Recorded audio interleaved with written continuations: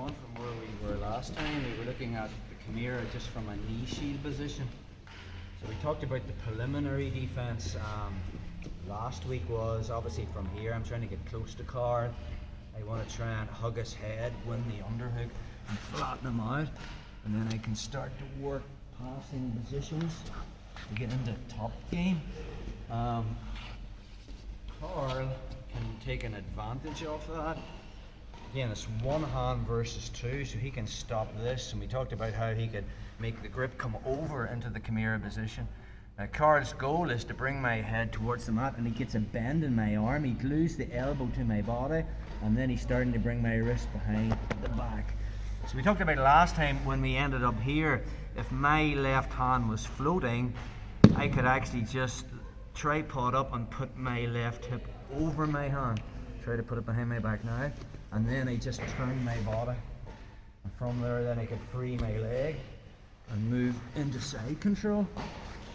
But sometimes you're late, and Carl actually has my arm bent like way up to here. Free stay there. So now my head is on the mat, and I physically can't get my hip up because my hand is higher than my hip.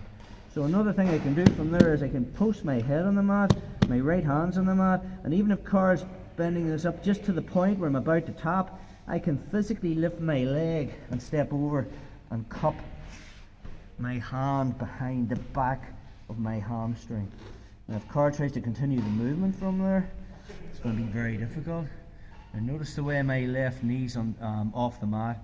I'm going to plant my right foot on the mat and turn my knee in and just put all my weight on Carl. Try to finish it, bro. All my weight now is on that grip. And if he still has the Kimura from here on me, from there I can just bring my hand towards my shoulder and I have it on him. Hard to see that visually, but we're just putting a shoulder lock on him. Just get another angle on that.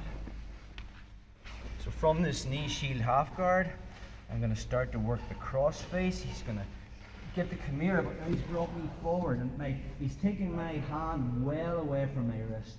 So I can't do the preliminary defense that we talked about last time, which was actually getting my hip over my hand, because he's his hand brought to the point where I'm late. So another thing I can do is I can physically tripod up, and I can lift my left leg up high and cup the back of my hamstring. Now this is only going to buy me time. I'm not going to stay here. Try to finish, Carl. Now I need to put weight and pressure on him. All I'm going to do is put my left hip on the mat and turn my knee. If you notice, my chest is facing the mat. I'm going to turn my hip inwards, so I'm actually facing sideways. And if he still has that Kimura grip, I'm just starting to curve it up on a slot door. You'll not appreciate it till you get it done on you. So again, from the knee shield half guard, I'm just going to drape the hand to try and control the head. Carl brings me forward. I post my head on the mat, my hand comes on the mat, I tripod up, and then I lift my left leg and bring it over my hand, and then I just cup the back of my hamstring. Now, my body's square like this. I'm going to turn it this way, and that puts a ton of pressure on Carl's grip. It's actually sore in your wrist as well if you keep the Kimura trap or the Kimura lock. So now I just do that. Try to finish it, Carl. And if he still has the Kimura lock on, I just bring my fist towards my head. So, okay. Still like it?